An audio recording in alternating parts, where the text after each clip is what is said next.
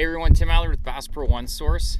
Tip for you today, using drop shot rigs to fish for walleyes.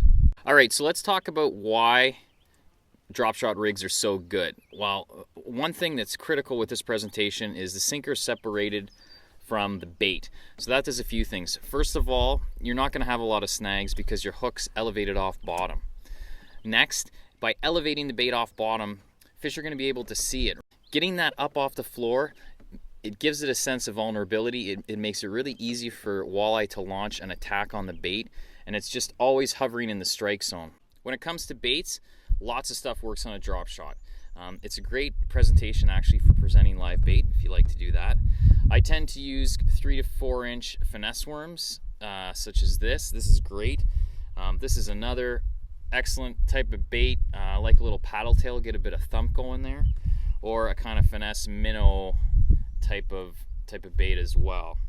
So, and there's lots of things beyond that you can use, but these three right here, you know, that's really good drop shotting stuff when it comes to walleye. So look for stuff like that. Awesome for rigging. All right, a few places that I like to fish drop shots.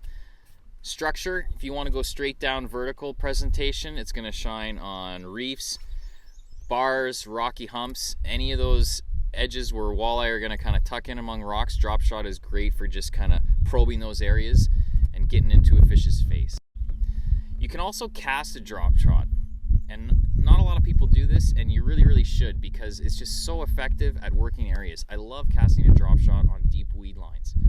Put something like that bait that I showed you with the thumper tail, or do a little swim bait on the end of that drop shot and just kind of work it along the weed edge, pitch into the edges a little outside. It's going to put out a lot of vibration, and again, by being separated from the floor, you're really going to be in the strike zone of fish.